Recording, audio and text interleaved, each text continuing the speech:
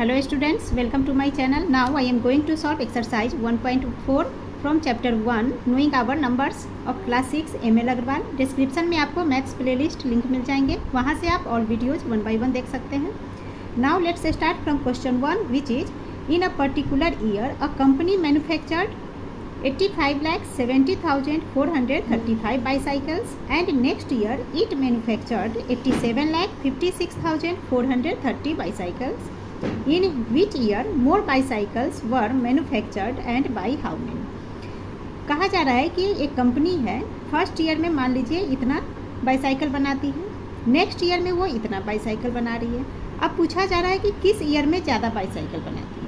ठीक है, तो किस ईयर में ज़्यादा बनाती है तो क्या करेंगे, हम नंबर को कंपेयर कर लेंगे कि कौन बड़ा है कौन छोटा है. ठीक है, तो चलिए तो कैसे करते थे. देखिए इसमें भी कितना है 3 3 6 7 डिजिट है, यहाँ भी 7 डिजिट है. पहले डिजिट्स काउंट कर लिया. नेक्स्ट क्या करेंगे, ये फर्स्ट नंबर को मैच करेंगे. तो देखिए यहाँ 8 इधर भी 8 दोनों इक्वल हो गए. नेक्स्ट क्या करेंगे, सेकेंड नंबर में देखिए 7 इधर 5. दैट मीन्स 7 बड़ा है. कहने का मतलब ये नंबर बड़ा है ना. नंबर्स में कौन बड़ा छोटा है चेक करने का ये ट्रिक है. क्लियर.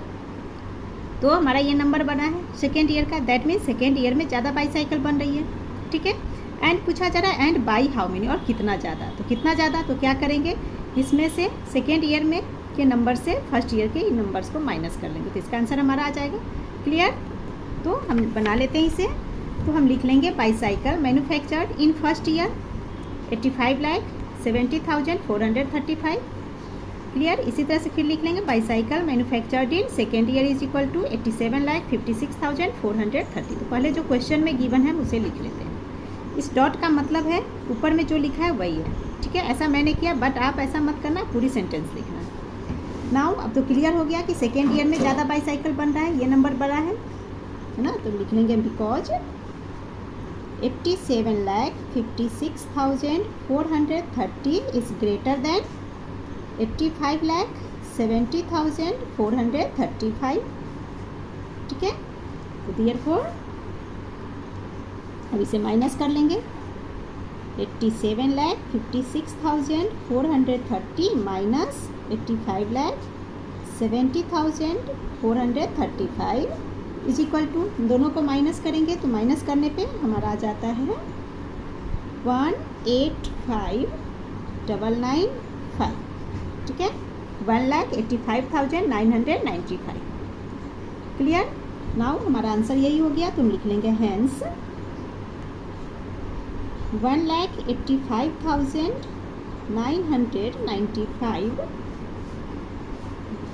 बाईसाइकिल्स. इतना मोर बाईसाइकिल्स है ना, इतना ज़्यादा बनता है. तो लिखेंगे more bicycles were manufactured in second year is the answer. Clear. Now question 2 is what number must be subtracted from 1,02,59,756 to get 77,63,835. यहाँ आपसे पूछा जा रहा है कि इस नंबर में से आप क्या सब्ट्रैक्ट करोगे कि ये आंसर आ जाएगा. ठीक है, ये नंबर है, ये हमारा रिजल्ट दे रखा है आपको. और दूसरी बात ध्यान देने हमें, सब्ट्रैक्शन में फ्रॉम के बाद जो नंबर होता है उसे हम ऊपर लिखते हैं. दैट मीन्स ये नंबर बड़ा है, इस नंबर में से इसे माइनस करेंगे. क्लियर. तो पहले हम देखते हैं कि इक्वेशन हमारा क्या बनेगा. ये इसमें है ना, इस क्वेश्चन में हम इक्वेशन कैसे बनाते हैं ये समझ लेते हैं. तो सब बड़ा, इस फ्रॉम के बाद जो नंबर होता है उसे हम पहले लिखेंगे. ठीक है, तो इक्वेशन आपका पूछा जा रहा है क्वेश्चन में. जैसे मान लीजिए नंबर हमारा है 1,02,59,756 minus what is equal to 77,63,835. ये आपसे क्वेश्चन पूछा जा रहा है. ठीक है, तो इसमें से आप क्या माइनस करोगे कि ये आंसर आ जाए. तो मान लिया कि इसमें से हम x को माइनस करेंगे. तो हम लिख सकते हैं यहाँ पे let the required number will be x, है ना. मतलब इसमें से हम x को माइनस करेंगे, ये आंसर आ जाए. क्वेश्चन में ये आपको रिजल्ट दे रखा है टू गेट इतना, मतलब ये रिजल्ट है. इसमें से हम क्या माइनस करेंगे. क्लियर.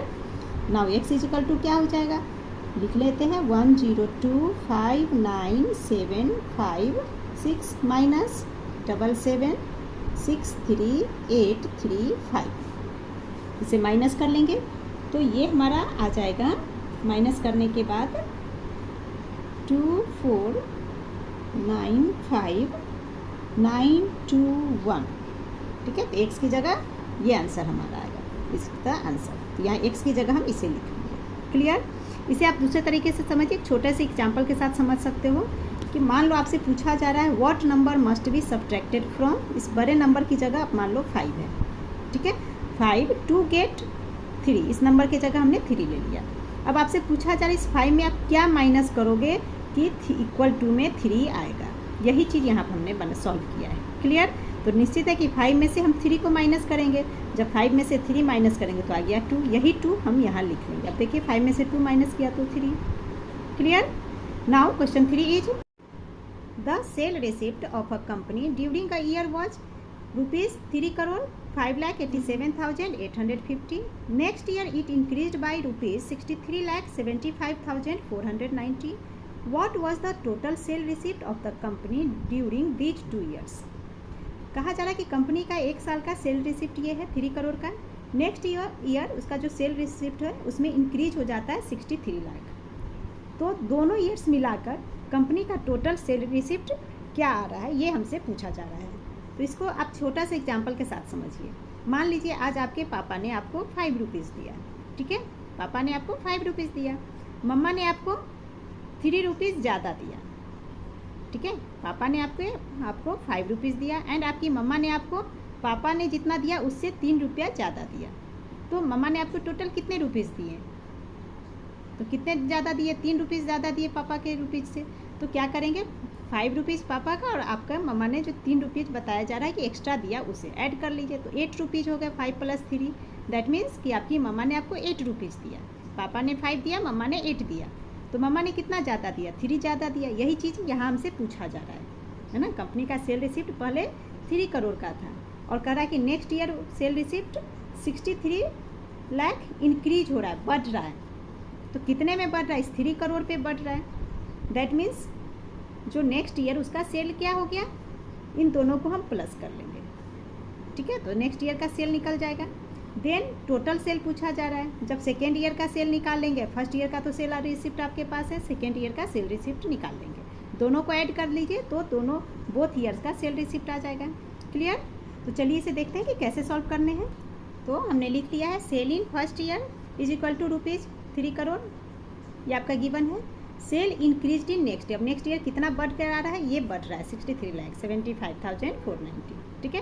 तो इतना बढ़ रहा है तो that means sale in next year का टोटल सेल कितना हो रहा है, तो फर्स्ट ईयर का सेल और उस पर जितना बढ़ रहा है उन दोनों को प्लस कर लेंगे तो नेक्स्ट ईयर का सेल निकल जाएगा। क्लियर। जैसे अभी हमने समझा ना कि पापा ने आपको 5 रुपीज़ दिया, मम्मा ने आपको 3 रुपीज़ ज़्यादा दिया है ना, पापा से ज़्यादा यानी कि +3 दिया आपको।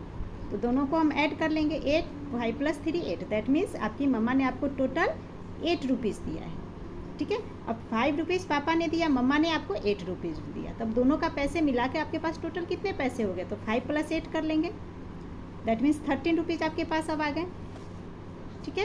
तो यही इस क्वेश्चन में हमसे पूछा जा रहा है कि फर्स्ट ईयर का सेल रिसिप्ट ये है, सेकेंड ईयर में इतना इंक्रीज हो रहा है, तो सेकेंड ईयर में उसके पास कितना इंक्रीज हो गया, तो इन दोनों को प्लस कर लेंगे तो सेल ईयर का नेक्स्ट ईयर का हमारा निकल गया। तो टोटल सेल क्या हो गया, 3,69,63,340, ये हो रहा है सेकेंड ईयर का, यानी कि नेक्स्ट ईयर का सेल। नाउ हमें दोनों ईयर्स का सेल पूछा जा रहा है टोटल, तो हम लिख लेंगे hence total sale in both years. तो फर्स्ट ईयर के सेल को एंड ये सेकेंड ईयर का जो सेल हमने सेल रिसिप्ट निकाला, इन दोनों सेल रिसिप्ट को आपस में ऐड कर दीजिए तो बोथ ईयर्स का सेल रिसिप्ट हमारे पास आ जाएगा, ठीक है। तो वही हमने कर लिया, hence total sale in both years. अब चाहते हैं सेल रिसिप्ट है ना, क्वेश्चन में रिसिप्ट लिखा गया तो हम यहाँ रिसिप्ट लिख लेते हैं, ठीक है। तो hence total sale receipt in both years is equal to 3,5,87,850 plus 3,69,63,340, दोनों को ऐड किया तो आ गया हमारा ₹6,75,04,90 51,190 is the answer. Clear? Now question 4 is a machine manufactured 23,875 screws per day. पर यानी कि 1 day. ठीक है, करा कि एक मशीन जो है 1 day में, एक दिन में 23,875 स्क्रूज बनाती है. How many screws did it produce in the year 2020. अब पूछा जा रहा है कि ईयर 2020 में वो कितना स्क्रू बनाएगी. Assume that the machine worked on all the days of the year. है ना, अज्यूम करने के लिए कहा गया है कि मशीन डेली काम कर रही है. तो 2020 में पर डे यानी कि हर दिन काम कर रही है. ठीक है, तो 2020 में वो टोटल कितना मशीन बना रही है स्क्रूज को, वो हमें फाइंड करने हैं. तो ईयर 2020 क्या था, लीप ईयर था. एंड आप जैसा कि जानते हो लीप ईयर हमारा कितने दिन का होता है, 366 डेज. ठीक है, तो हम लिख लेंगे फर्स्ट टोटल डेज इन 2020 कितना हो गया, 366 डेज. क्लियर. एंड यहाँ पे 1 डे का हमें दिया हुआ मैन्युफैक्चर्ड कितना करती है, तो हम लिख लेंगे screws manufactured in 1 day. Per day means 1 day. तो कितना है 23,875. तो देयरफॉर स्क्रूज मैन्युफैक्चर्ड इन कितने दिन का निकालना, 2020 का निकालना. 2020 में 366 डेज होता था, यहाँ हम लिख लेंगे 366 डेज इज इक्वल टू. तो 1 के बारे में हमें जब मालूम होता है और ज़्यादा का निकालना होता है तो हम क्या करते हैं, इनटू करते हैं. तो यहाँ हम लिख लेंगे 23,875 इंटू 366. दोनों को इंटू करने पे आ जाता है 87,38,250. एंड यही हमारा आंसर हो गया. तो हम लिख लेंगे यहाँ पे आंसर हेंस या therefore screws manufactured in year 2020 is equal to कितना हो गया, 87,38,250 is the answer. Clear. Now question 5 is a merchant had 78,592 rupees with him. He placed an order for purchasing 54 bicycles at rupees 970 each. That means क्या हुआ कि 1 bicycle का cost 970 rupees है ना, each लिखा है यहाँ पे. इसका मतलब क्या हुआ कि एक बाइसिकल का कॉस्ट 970 है एंड वो कितना परचेज कर रहा है, 54 रुपीज़ का ऑर्डर दे रहा है. ठीक है. How much money will remain with him after the purchase. तो उसके पास कितने पैसे बचे, है ना. मर्चेंट के पास टोटल इतने 78,592 रुपीज़ है और वो ऑर्डर कर रहा है 54 बाइसिकल का. एक का कॉस्ट आपका दिए हुआ है, तो है ना, जब ये खरीद लेता है 54 बाइसिकल तो उसके पास कितने मनी बच रहे हैं ये पूछा जा रहा है. तो इसके लिए हम क्या करेंगे, 54 बाइसिकल का कॉस्ट निकालेंगे कि टोटल कितने पैसे खर्च हुए 54 पे, देन उसे हम टोटल मनी से माइनस कर लेंगे तो हमारा आंसर आ जाएगा. ठीक है.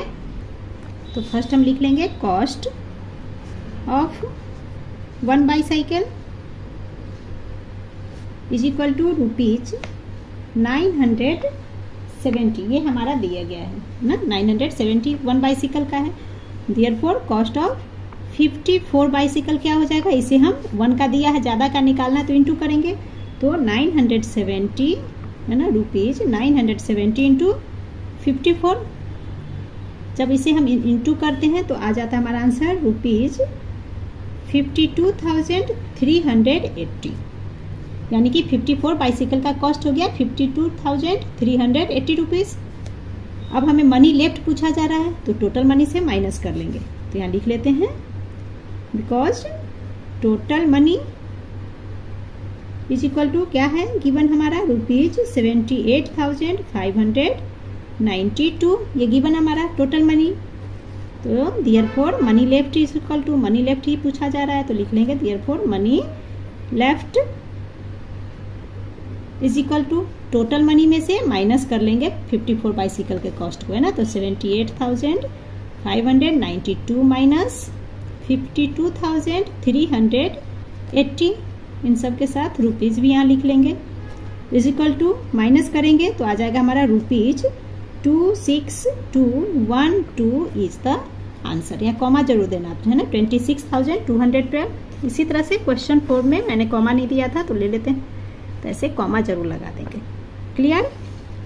तो क्वेश्चन 5 हमारा कंप्लीट हो गया।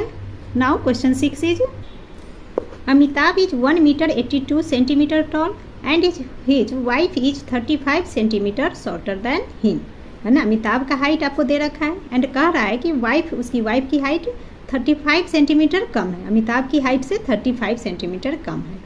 What is his wives height, तो उसकी वाइफ का एक्चुअल हाइट क्या है वो पूछा जा रहा है। मान लीजिए आपकी हाइट 5 सेंटीमीटर है, आपका भाई आपसे, मान लो आपका छोटा भाई है, वो आपसे 2 सेंटीमीटर कम है, तो आपकी भाई की हाइट क्या होगी, तो 5 में से हम 2 माइनस कर लेंगे, दैट मीन्स 3 सेंटीमीटर हो गया। यही यहाँ पे हमें करना है, ठीक है। तो अमिताभ की हाइट से हम, ये वाइफ का दे रहा है 35 सेंटीमीटर कम है, तो इस 35 को माइनस कर देंगे, तो जो आंसर रिजल्ट आएगा वो उसकी वाइफ का हाइट होगा। क्लियर? अब एक चीज़ और यहाँ ध्यान देनी है, देखिए यहाँ सेंटीमीटर में है एंड यहाँ मीटर एंड सेंटीमीटर दोनों है, तो हमें यहाँ पे यूनिट पहले सेम करना है, ठीक है।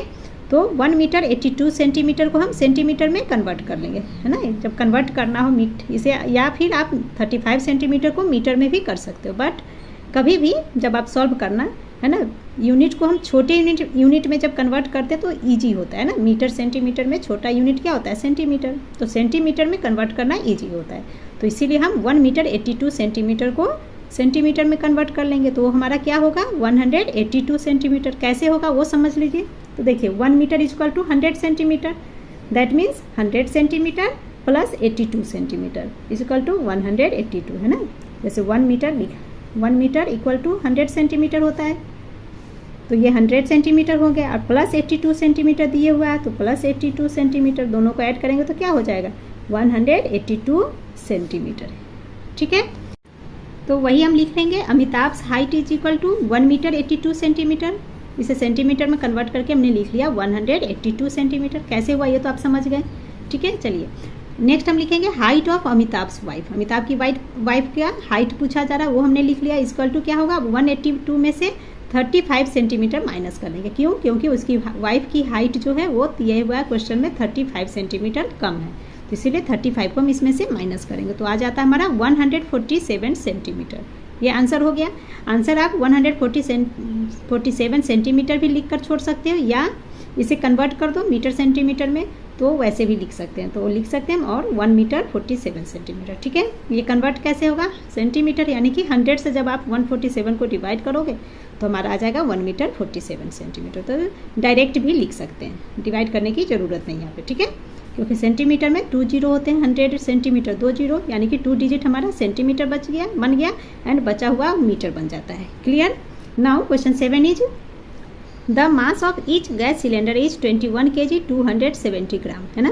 मतलब क्या हुआ, ईच यानी कि 1 गैस सिलेंडर, ठीक है। तो 1 गैस सिलेंडर का मास आपको दिए हुआ है 21 kg 270 gram. What is total mass of 28 such cylinder, तो हमें पूछा जा रहा है कि 28 गैस सिलेंडर का क्या मास होगा। तो 1 का पता है, 28 का निकालना, दैट मीन्स हमें इन दोनों को इंटू करना है, ठीक है। तो सबसे पहले हम क्या करेंगे, 1 kg 270 ग्राम को हम ग्राम में कन्वर्ट करके लिख लेंगे। तो हम लिख लेंगे mass of 1 gas cylinder is equal to 21 kg 270 gram, तो इक्वल टू क्या हो जाएगा, जब इसे ग्राम में कन्वर्ट करेंगे तो देखिए 1 kg 1000 ग्राम होता है, तो 21 kg मीन्स 21,000 ग्राम हो गया। अब 21,000 ग्राम में 270 ग्राम को प्लस कर लेंगे, तो ये हो जाएगा हमारा 21,270 ग्राम। क्लियर? तो 1 गैस सिलेंडर का मास क्या हो गया 21,270 ग्राम। तो 28 गैस सिलेंडर का मास बताना, मास यानी कि वेट, ठीक है।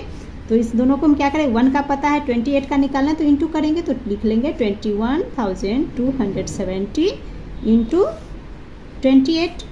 जब इन दोनों को आप इंटू करोगे तो आ जाएगा हमारा 595560 ग्राम।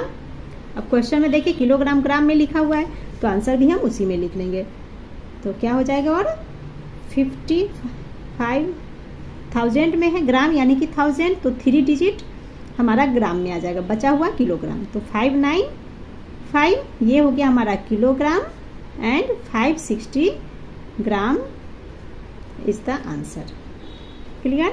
Now question 8 is in order to make a shirt 2 metre 25 centimetre cloth is needed, है ना। एक शर्ट बनाने के लिए 2 मीटर 25 सेंटीमीटर क्लॉथ की ज़रूरत है। What length of cloth is required to make 18 such shirts. तो कह रहा है कि 18 शर्ट्स बनाने के लिए कितना कपड़ा चाहिए। एक शर्ट बनाने के लिए कितना चाहिए वो दिया हुआ है, 18 का बनाना है। तो एक का पता है तो 18 का क्या करेंगे, दोनों को इंटू कर लेंगे। बट उससे पहले ये 2 मीटर 25 सेंटीमीटर को हम एक यूनिट में कर लेंगे। तो इसे हम सेंटीमीटर में कन्वर्ट करेंगे। कैसे करेंगे वो समझ लीजिए। देखिए मीटर को हम सेंटीमीटर बनाएंगे, है ना। तो 1 मीटर 100 सेंटीमीटर, तो 2 metre is equal to 200 centimetre, है ना। यहाँ समझ लीजिए आप इसे 200 सेंटीमीटर एंड 25 सेंटीमीटर ये, तो इसे हम प्लस कर लेंगे, है ना। 200 प्लस 25 इज 225 सेंटीमीटर, ना 225 सेंटीमीटर आ गया। तो यही हम स्टेटमेंट में लिख लेंगे। तो क्या लिखेंगे हम, cloth required for 1 shirt is equal to 2 metre 25 centimetre is equal to क्या हो जाएगा, कन्वर्ट करेंगे सेंटीमीटर में तो वो हमारा हो जाता है 225 सेंटीमीटर। तो 1 शर्ट के लिए 225 सेंटीमीटर कपड़ा चाहिए। तो 18 शर्ट बनाने के लिए कितना चाहिए, तो 225 में हम इंटू कर लेंगे किसका, 18 का। जब आप इसे 18 से इंटू करोगे तो ये हमारा आ जाता है 4050 सेंटीमीटर। ये हमारा आंसर हो गया, ठीक है। बट क्वेश्चन में देखिए मीटर सेंटीमीटर दोनों में, तो इसे भी हम मीटर सेंटीमीटर दोनों में लिख लेंगे, ठीक है। तो सेंटीमीटर में क्या होता है, 100 सेंटीमीटर, है ना।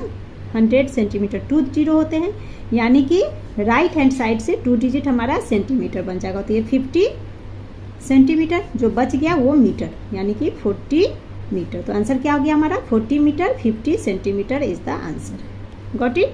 Now question 9 is the total mass of 12 packets of sweets each of the same size is 15 kg 600 gram.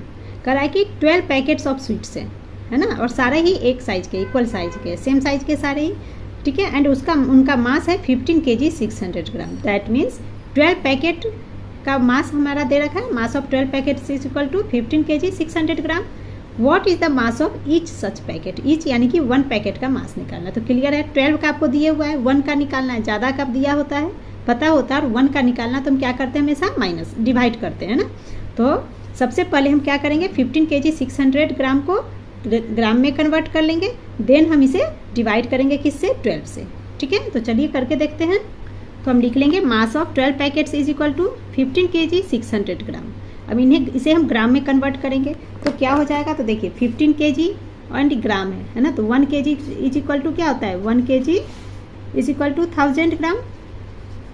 Then 15 kg क्या हो जाएगा हमारा, 15 kg इक्वल टू 15 इंटू 1000 यानी कि 15,000 ग्राम एंड 600 ग्राम अलग से दे रखा हमें, तो इसमें हम 600 ग्राम को प्लस कर देंगे तो क्या हो गया 15600 ग्राम, ठीक है।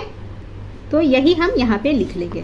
तो 15 kg 600 gram is equal to क्या हो गया 15,600 ग्राम। तो 12 पैकेट्स का वेट हो गया 15,600 ग्राम। तो 1 पैकेट का वेट निकालना है, वेट यानी कि मास, तो इसे हम 12 से डिवाइड कर देंगे इन दोनों को, ठीक है। तो लिख लेंगे हम 15,600 डिवाइडेड बाई 12। अब इसे डिवाइड करेंगे तो सबसे पहले हम किससे डिवाइड होगा, ये टेबल हमारा 3 से हो जाएगा। तो देखिए 3 4 जार 12 एंड 3 से ये डिवाइड करेंगे तो 3 5 जार 15, 3 2 जार 6 एंड ये 2 0, ठीक है। अब 4 से कर लेते तो 4 से 5200, तो 4 13 जार 52 होता है, तो ये 13 एंड ये 00। तो इक्वल टू क्या हो गया ना हमारा, अब तो कोई डिवाइड सारा हो गया कंप्लीट, तो इक्वल टू लिख लेंगे 1300 ग्राम, ठीक है। तो देखिए अब क्वेश्चन में हमारा केजी एंड ग्राम दोनों में ये हमारा आंसर आ गया, तो इसे भी हम केजी ग्राम में लिख लेंगे। तो इक्वल टू क्या हो जाएगा, ग्राम है यानी कि 1000 ग्राम 3 जीरो होते हैं उसमें, तो राइट हैंड साइड से 3 डिजिट हमारा ग्राम बन जाएगा, यानी कि 1 2 3 300 ग्राम हो गया एंड 1 kg। तो वही हम लिख लेंगे equal to 1 kg 300 gram is the answer. Clear. Now question 10 is a vessels has 4 litre 500 millilitre of orange juice, है ना। तो एक वेसल्स में कितना ऑरेंज जूस है, 4 litre 500 millilitre in how many glasses, है ना। पूछ रहा कि कितना ग्लास लगेगा, each of 25 millilitre capacity can it field. तो देखिए टोटल ऑरेंज जूस का वेट है ना, ये दिया है 4 लीटर 500 मिलीलीटर, ये टोटल जूस है एंड एक गिलास का कैपेसिटी है 25 मिलीलीटर, है ना। ईच ऑफ 25 मिलीलीटर कैपेसिटी क्या है वो ग्लासेज, यानी कि एक ग्लास की कैपेसिटी क्या है 25 मिलीलीटर। कहने का मतलब है कि एक गिलास में 25 मिलीलीटर ही जूस आएगा, तो हमें कितना, ये जो है ना पूरा 4 लीटर 500 मिलीलीटर ऑरेंज जूस को फिल करने के लिए कितना ग्लास चाहिए, कितना ग्लास में हम इसे रख सकते हैं। तो नंबर ऑफ़ ग्लासेस हमें निकालने हैं। तो सबसे पहले देखिए कैपेसिटी हमारा मिलीलीटर में है, तो हम क्या करेंगे, ऑरेंज जूस को क्या करेंगे 4 लीटर 500 मिलीलीटर, इसे मिलीलीटर में कन्वर्ट कर लेंगे। ठीक है, तो हम लिखेंगे total amount of juice is equal to 4 litre 500 millilitre. अब 1 litre is equal to 1000 millilitre. ठीक है, तो 4 लीटर है तो 4000 हो गया, तो 4000 एंड 500 मिलीलीटर दोनों को प्लस करेंगे तो क्या हो गया 4500 मिलीलीटर। ठीक है, मिलीलीटर में हमने कन्वर्ट कर लिया। अब हम लिखेंगे कैपेसिटी ऑफ 1 ग्लास, ये हमारा गिवन है 25 मिलीलीटर। तो so number of glasses required, तो क्या होगा, इन दोनों को आपस में हम डिवाइड कर लेंगे। तो यहाँ लिख लेंगे 4500 अपॉन 25। अब डिवाइड कर लेते तो 5 5 जार 25, 5 9 जार 45 एंड ये 00 आ जाएगा। अब हम इसे फिर से करेंगे डिवाइड, 5 1 जार एंड 5 से 900 को, तो 18 5 जार 19 होता है ना, तो 5 1 जार एंड 18 0। ठीक है, तो ये हमारा क्या हो गया 180 ग्लासेस। साथ में देखिए मिलीलीटर मिलीलीटर है, आप चाहो तो यहाँ पे मिलीलीटर भी लिख सकते हो दोनों का, तो मिलीलीटर से मिलीलीटर भी कैंसिल हो गया। ठीक है, तो कितने ग्लासेस हो गए 180 ग्लासेस, तो हम लिख लेंगे equal to 180 glasses is required. ये हमारा क्या हो गया answer. Now question 11 is to stitch a trouser, है ना, एक ट्राउजर सिलने के लिए 1 metre 30 metre cloth is needed. एक ट्राउजर सिलने के लिए कितना कपड़ा चाहिए 1 मीटर 30 सेंटीमीटर चाहिए। आउट ऑफ 25 मीटर क्लॉथ्स, है ना, यानी कि टोटल लेंथ ऑफ क्लॉथ कितना है 25, टोटल 25 मीटर क्लॉथ है। How many trousers can be stitched and how much clothes will remain. Total आपके पास 25 मीटर क्लॉथ है एंड 1 ट्राउजर सिलने के लिए 1 मीटर 30 सेंटीमीटर कपड़ा चाहिए। तो पूछा जा रहा है कि 25 मीटर क्लॉथ्स में टोटल हम कितना ट्राउजर सिल सकते हैं और एंड कितना हमारा कपड़ा बच जाएगा। ठीक है, तो यहाँ भी हमें डिवाइड ही करने हैं एंड सबसे पहले हम क्या करते हैं मीटर को सेंटीमीटर में कन्वर्ट कर लेंगे। तो हम लिखेंगे cloth required to stitch 1 trouser, है ना, 1 ट्राउजर सिलने के लिए कितना कपड़ा चाहिए, ये हमें क्वेश्चन में गिवन है 1 मीटर 30 सेंटीमीटर। इसे हमने कन्वर्ट किया सेंटीमीटर में तो आ गया 130 सेंटीमीटर। कैसे आ गया, अब तो अब क्लियर हो, 1 मीटर यानी कि 100 सेंटीमीटर, 100 में 30 को ऐड किया तो 130 सेंटीमीटर। ठीक है, नेक्स्ट हमारा गिवन है क्वेश्चन में टोटल लेंथ ऑफ क्लॉथ दिए हुआ हमारा वो है 25 मीटर। ठीक है, अब इसे हमने सेंटीमीटर में किया तो निश्चित है कि इसे भी सेंटीमीटर में कन्वर्ट करना होगा। तो 1 मीटर 100 सेंटीमीटर, तो 25 metre is equal to 25 into 100, that is 2500 centimetre. Clear. अब हमें नंबर ऑफ ट्राउजर्स पूछा जा रहा है कि 2500 सेंटीमीटर्स में से आप 130 सेंटीमीटर के कितने ट्राउजर्स बना सकते हो और कितने कपड़े बच जाएंगे। ठीक है, तो हम लिख लेंगे hence number of trousers which can be stitched, है ना, नंबर ऑफ ट्राउजर जो कि सिला जा सकता है। तो हम क्या करेंगे 2500 डिवाइडेड 130 कर लेंगे। तो यहाँ लिख लेते हैं 2500 डिवाइडेड क्या हो जाएगा 130। अब इसे हम डिवाइड कर लेते हैं, तो यहाँ मैं रफ में आपको करके दिखाती हूँ कैसे करेंगे, यहाँ पे कर रही हूँ। तो देखिए ये है हमारा 2500, 130 से हमें डिवाइड करना है 130। तो सबसे पहले हम क्या करेंगे, ये कितने से जाएगा 2 टाइम्स में लेंगे, ज़्यादा हो जाएगा तो 1 टाइम में ये आ गया 130। 250 में से 130 माइनस कीजिए, 5 माइनस 3 इज 2, 2 माइनस 1, ये एक 0 आ गया। अब बन गया 1200। अब इसे हम 9 से डिवाइड करेंगे तो 30 9 जार 117 होता है ना, तो ये एक 0 आ जाएगा एंड ये आपका आ गया 711। इसे हम माइनस कर लेते हैं तो 0, 10 माइनस 7 इज 3, ये बन गया 1, तो ये कैंसिल हो गया दोनों ही। तो यहाँ पे देखिए ये जो 19 है क्वेश्चन आया, दैट मीन्स कि 19 ट्राउजर बन के रेडी होंगे और जो रिमाइंडर में हमारा बच गया ये 30, ये हमारा 30 मीटर क्लॉथ बच जाएगा 30 सेंटीमीटर। ठीक है, 19 ट्राउजर्स रेडी होंगे एंड 30 सेंटीमीटर क्लॉथ्स हमारे बच जा रहे हैं। ठीक है, तो यही हम आंसर में लिख लेंगे। तो डिवीजन मैंने रफ में आपको शो किया कर दी हूँ, अगर स्कूल में आपको शो करने के लिए कहा जाता आप कर लोगे, ये तो ईजी आप तो कर ही लोगे आसानी से। ठीक है, तो चलिए यहाँ पे हम आंसर लिख लेते हैं। तो जब हमने आपने देखा कि जब हमने इसे डिवाइड किया तो क्वेश्चन हमारा 19 आ रहा है, that means 19 trousers can be stitched, है ना, and 30 centimeter cloth will be left is the answer. And with this our exercise has been completed. I hope you understood very well. Please like, share and subscribe my channel. Thank you.